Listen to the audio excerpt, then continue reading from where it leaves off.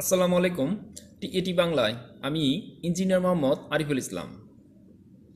আজ আমরা ABC licence বোর্ডে প্রশ্ন করা গুরুত্বপূর্ণ কিছু পরিমাপক যন্ত্রাংশের নাম ও এদের ব্যবহার শিখব।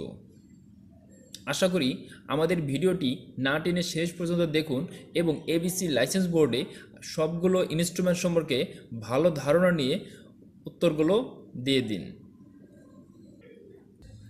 এনার্জি মিটার, যে মিটারটির সম্পর্কে আমরা সকলেই অবগত আছি। যে যন্ত্রের সাহায্যে কোনো সার্কিটের বৈদ্যুতিক এনার্জি পরিমাপ করা হয় তাকে এনার্জি মিটার বলে। এই যন্ত্রের পার্ট থেকে মাসের বিদ্যুৎ বিল তৈরি করা হয়। অ্যামিটার, অ্যামিটার এমন একটি ডিভাইস যার সাহায্যে কারেন্ট অ্যাম্পিয়ারে পরিমাপ করা যায়। অ্যামিটার সার্কিটে সিরিজে সংযোগ করতে হয় এবং এর রেজিস্ট্যান্স খুবই কম হয়ে থাকে। অ্যামিটার দুই ধরনের হয়, একটি ডিসি অ্যামিটার আর একটি এসি অ্যামিটার। ডিসি কারেন্ট পরিমাপ করতে ডিসি অ্যামিটার এবং এসি কারেন্ট পরিমাপ করতে এসি অ্যামিটার ব্যবহার করা হয়। ভোল্ট মিটার, ভোল্ট মিটার এমন একটি ডিভাইস যার সাহায্যে সার্কিটের ভোল্টেজ পরিমাপ করা যায়। ভোল্ট মিটার সার্কিটে প্যারালালে সংযোগ করতে হয় এবং এর রেজিস্ট্যান্স অনেক বেশি হয়ে থাকে। ভোল্ট মিটার দুই ধরনের হয়ে থাকে, ডিসি ভোল্ট মিটার এবং AC volt metre. DC voltage পরিমাপ করতে ডিসি ভোল্ট মিটার এবং এসি ভোল্টেজ পরিমাপ করতে এসি ভোল্ট মিটার ব্যবহার করা হয়।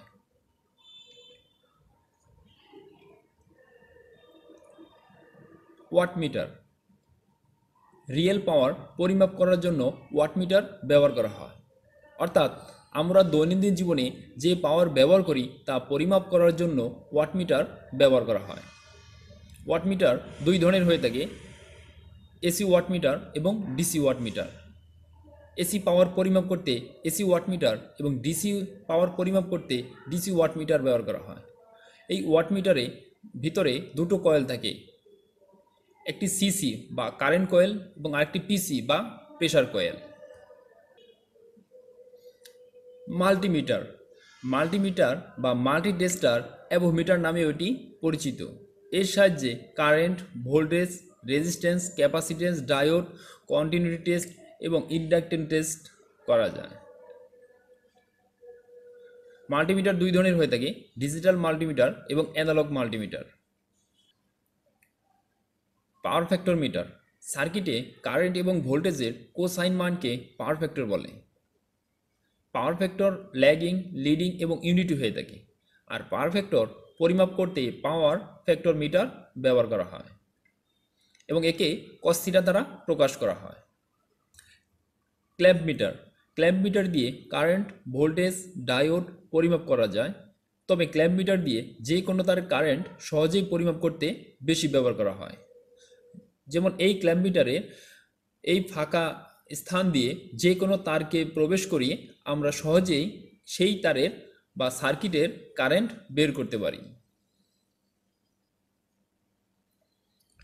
কারেন্ট ট্রান্সফরমার, কারেন্ট ট্রান্সফরমার উচ্চ কারেন্ট পরিমাপ করতে ব্যবহার করা হয়। আমরা জানি হাই পাওয়ার লাইনে কারেন্ট অনেক বেশি থাকে, যা সাধারণ মিটার দিয়ে পরিমাপ করা যায় না, আর সেখানে কারেন্ট ট্রান্সফরমার ব্যবহার করা হয়। অর্থাৎ কারেন্ট ট্রান্সফরমার উচ্চ লাইনে তার ট্রান্সমিশন, ডিস্ট্রিবিউশন এবং বিভিন্ন সাবস্টেশনে এর ব্যবহার অনেক বেশি।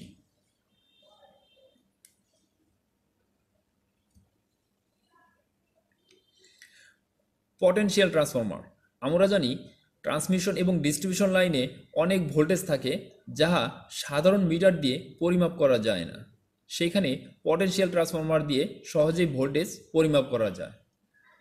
এবং কারেন্ট ট্রান্সফরমার মতোই এই পটেনশিয়াল ট্রান্সফরমার বিভিন্ন ট্রান্সমিশন, ডিস্ট্রিবিউশন এবং বিভিন্ন সাবস্টেশনে প্রচুর ব্যবহার করা হয়।